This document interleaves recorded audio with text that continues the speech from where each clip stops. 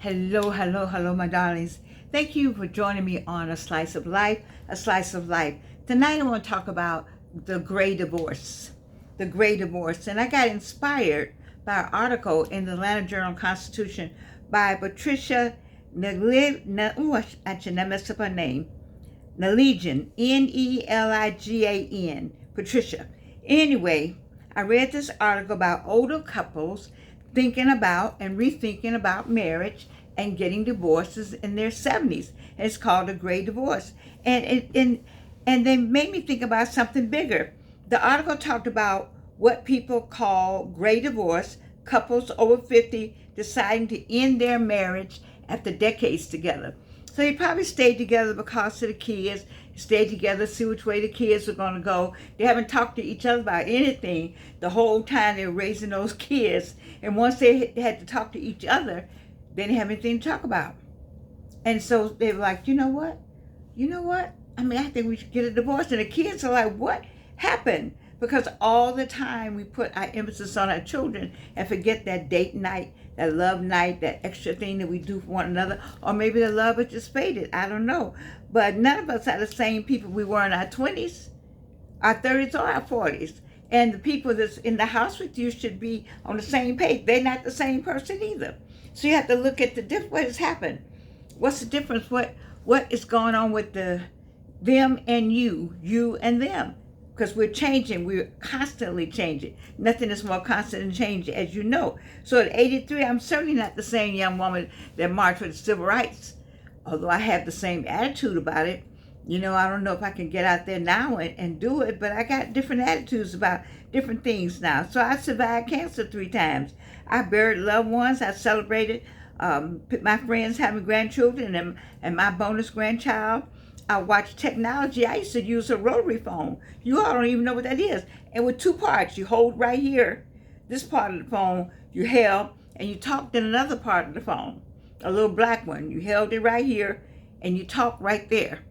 You know, and then you wrote it. This was the rotary. Now I'm all AI all the way in. So life changes us. So why are we surprised when relationships change too? I guess you shouldn't be because, but just people have been married so long. You think about why are they getting a divorce now?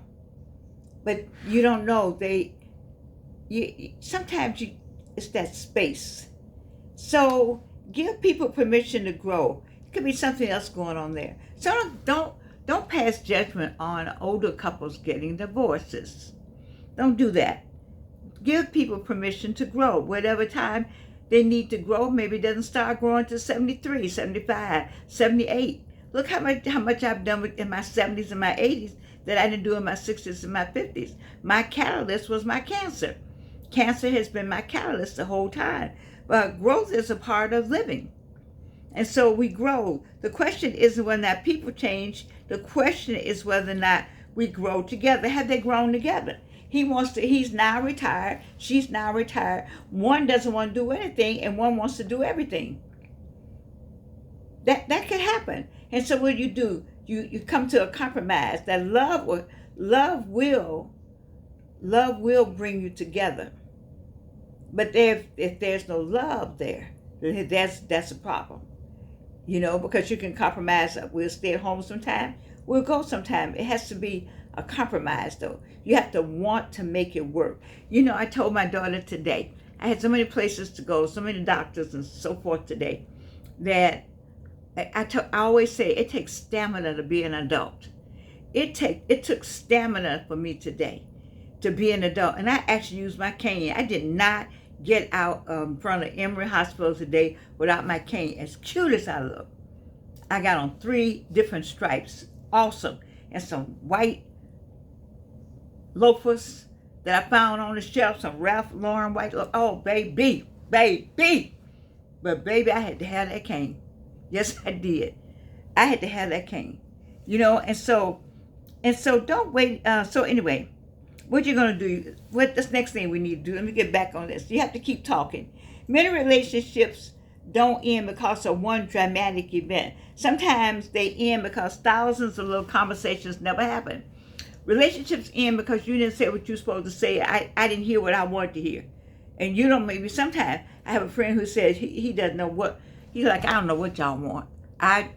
He said, I just get quiet and then let you all go ahead and I disagree. Because sometimes I don't know, and I know men say that. But there's some conversations that we want to hear, and that's when you got to grow up and have those conversations. You got to grow up and come up with something. Don't wait until silence become permanent, because I'm right now in silence. I'm in silence. Talk while love still has a voice. Talk while love still has a voice. And people not talking. I got a situation where the person is not talking. And so you're not talking, you're not saying anything that I want to hear. Ergo, I'm silent. And silence, man, silence can become permanent. I hear those guys on, I think it's Trill Academy. He talks all the time. He tells the men, you better speak up and say something you know she needs to hear, because she's waiting for you to say it. And if you don't say it, it ain't gonna happen. And maybe she's been waiting 9 years for you to say something. Maybe she's been waiting 20 years, 30 years for something to happen. She's been in love with you. She got these kids. You all got grandkids now. And she's like, you know what? I'm not. I'm done. I'm not, I'm done. I'm not, I'm done. And we get there. See, sometimes people think we get there like overnight. No. I just speak for every woman, but I can certainly speak for myself. I can certainly speak for myself and some more friends that I know. We wait a long time. We give you the longest rope you ever had to hang yourself. And we will wait and wait and wait and do what we need to do to keep the wheels turning and churning. We're right there. You see, but one day we wake up and we say, I'm not. It's done. And so the first thing I said was, give people permission to grow. And then you got to keep talking. And when that talking stops, you got to reinvent the relationship. Yes, you do. Like you reinvent yourself. As you grow from your 40s to your 50s, you're a different person. Baby, when 50 hit me, I really became, what? You talking to me? When 60 came, and now at 83, you can't even, no. I just don't even talk to you. I'm at the point now I don't talk to people. Because I'm 83. And I know that at this point in my life, I don't want to bite my tongue. So the best thing to do is just not talk to people. I don't engage with people. I let people go head on or whatever it is. I got a few people, they know who they are, that I speak with, talk with, engage myself with. But otherwise, because I don't feel like it. I don't feel like it. I said it today and I'm going to say it again, and you can say it with me. What? It takes what? Stamina to be an adult, to be an adult, to be an adult, and to be in a relationship that you've been in with this man, with this woman, 50-something years. And you got to still love. So you need to look. I want to look in your eyes and I can see the love. You look at my eyes, you can see the love. You can just tap me on the shoulder, I still feel that thrill. But when the thrill is gone, wasn't it a song like that? The thrill is gone. You touch me and I can't, it's annoying for you to touch me. Something wrong with that now. If you touching somebody and they jump, you need to jump to you need to say, you need to jump into whatever you need to jump into and get your suitcase, get to stepping. Because this ain't going nowhere. And you call it a gray divorce because people are like, oh no, they've been married. You don't know what went on in that marriage, and you don't know what all he or she had to do to stay there for those 50 years to get some kids up and some grandchildren up. And they want to be free now. They want to be themselves, and there's no room to be themselves because they have people who say to me, you're doing too much. Why are you doing all that? I know I'm going to die. You're going to die too. It's some 50-year-olds that died today. All right? It's some 12-year-olds that died today. It's some 14-year-olds that died today. So don't tell me about death, but we all got to go there. I tell people all the time how surprised I am to make 83. And all my friends are surprised because all my friends were younger. 13 years younger was my average age for my friends. 13 years. I don't know what my age group was. I don't know where they were. But wherever they were, they weren't with me. Because everybody I know was 13 years younger than me.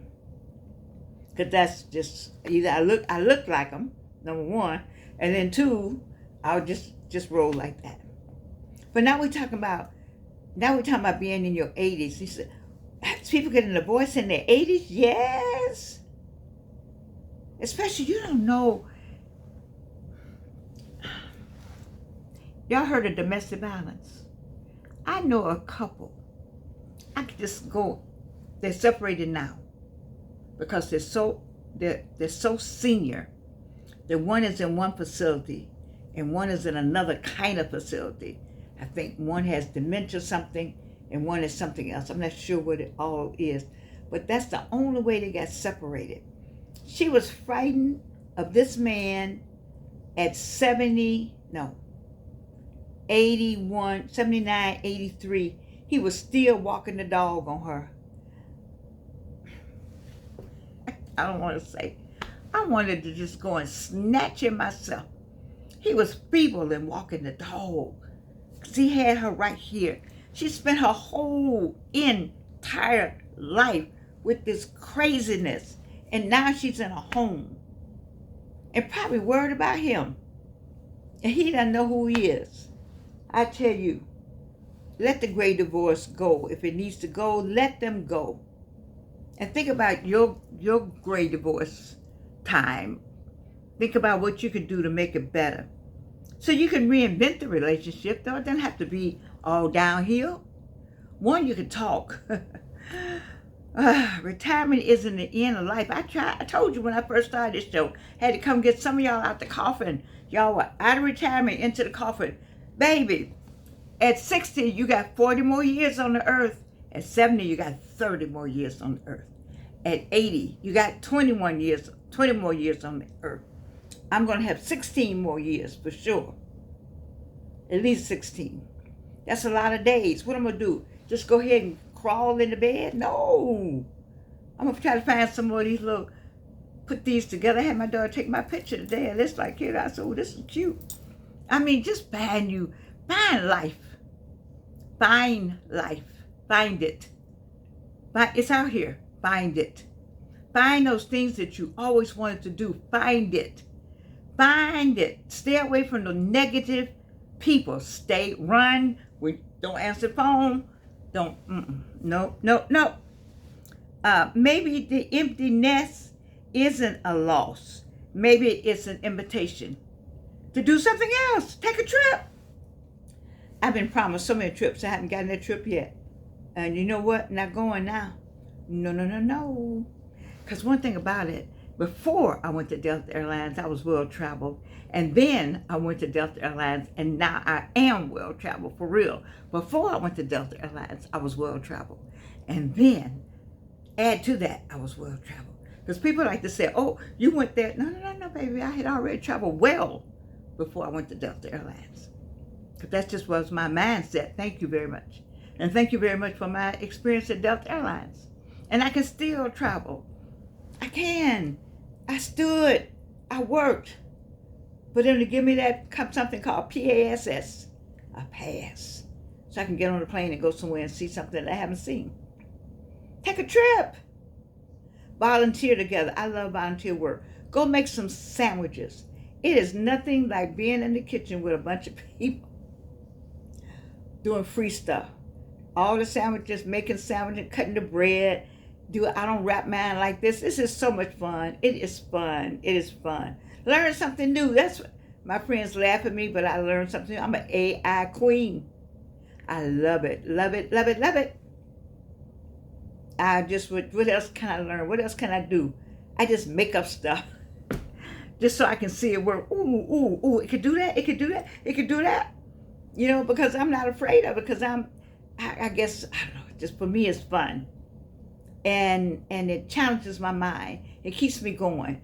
And that's what, learn something new. Learn a new language. Go somewhere. Do something. Become friends again. See, you were friends when you first met. I'm friends with somebody. And then now I'm not friends. I'm about to be not friends with them. You got to be friends again. You got to be friends again. You got to start from friendship. That person has to be your friend. If that person is your friend, then they know how to be your friend. I know how to be friends with my friends. I got some, I know how to say this, I know how to say that. I know how not to go here. I know how to go there. I know how to offer up this. I know how to offer this up. I know how to keep my mouth shut because I know they're crazy on this. I know how to be friends. And damn it, if you got somebody you know how to be friends with, then you know what you need to do. And what kills me is that you sit back and don't want to be friends with the person, but you want them to jump through hoops for you. No, not. Get up, leave, send them packing. I got friends right now. I'm not going to talk about who they are, but I got people that are divorcing. They live in the same house.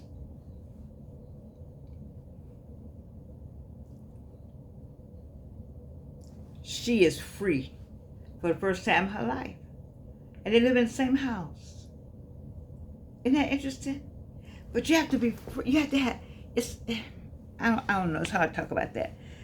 So sometimes the next chapter is the best one, and that's what I feel about my friend.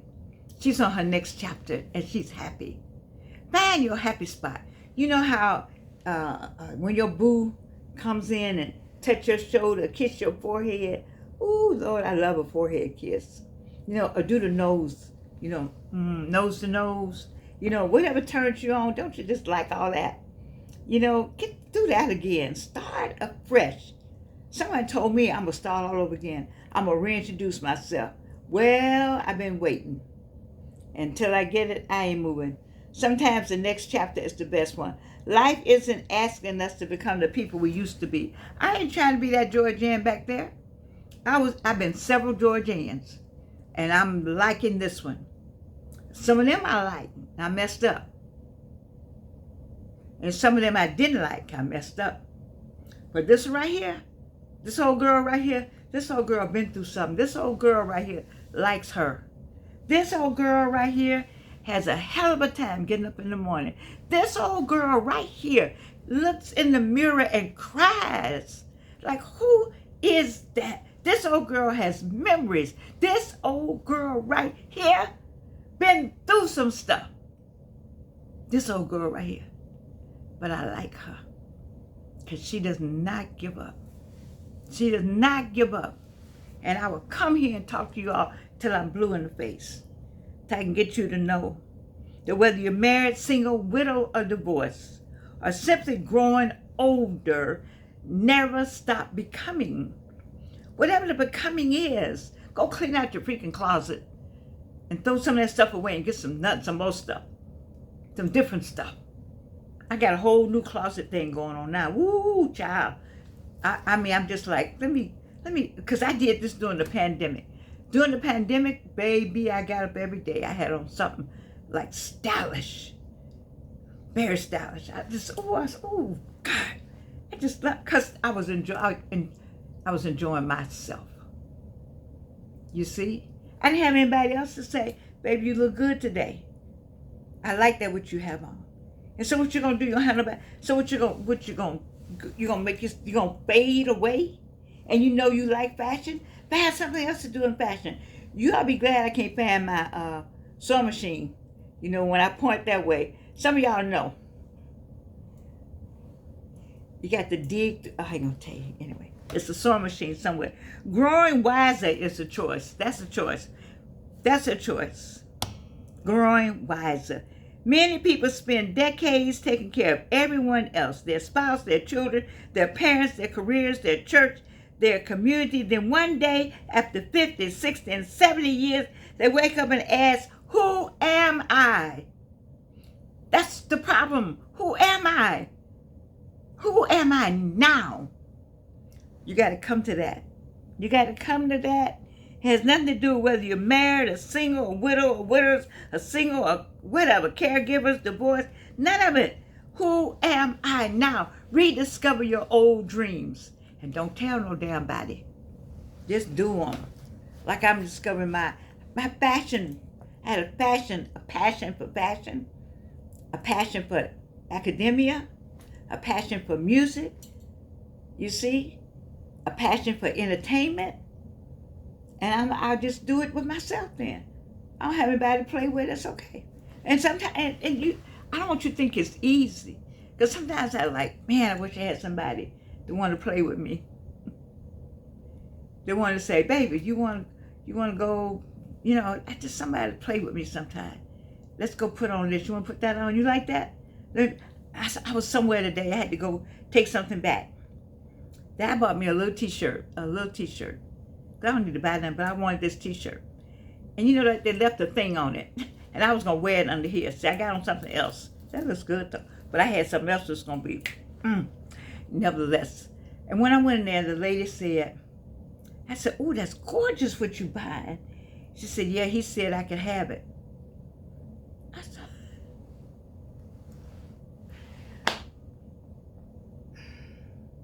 see, I don't want that kind of thing. He said I could have it. What the what? What you mean he said you could have it? Yeah, he told me I can come out and get me something. What? Anyway, I said, well, baby, you did a good job on choosing that. And she was happy saying it, so anyway, forgive yourself. That's the hardest thing it's been for me to do. Forgive myself and make peace with my past. Them two things, the hardest thing. Forgive myself and make peace with my past. So you have to forgive yourself and make peace with your past. Because when you are at peace with yourself, every other relationship has a better chance to flourish. So I'm at peace with myself. And my every other relationship, man, I'm disappointed. Growing old is not about losing who you were. It's about discovering who you still have time to become. I'm going to close on that. Growing old is not who you were, but who you are. You still got time to become.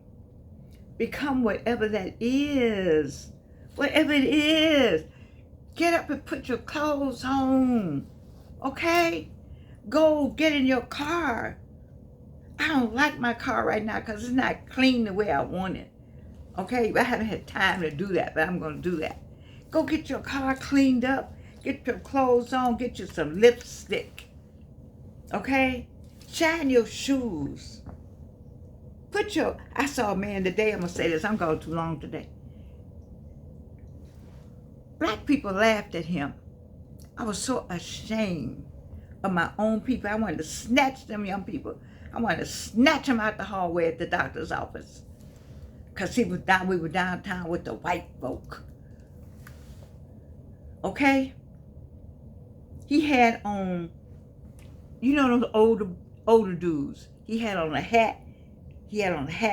His suit jacket had a handkerchief coming out. Okay? He was bent over on a cane. But all that he had on, every bit of it meant something when I saw it. I said, homeboy, clean as he want to be. He had on his white shoes, because I had on white shoes today too. He had on white shoes. He smelled good. He was leaning over on the cane. He was walking down the hall. And they was snickering at what he had on, his little hat. And I thought about this black man been through something. And he looked better than y'all could ever look. Oh, God almighty. My people. Whew. I love you. And there's nothing you can do about it.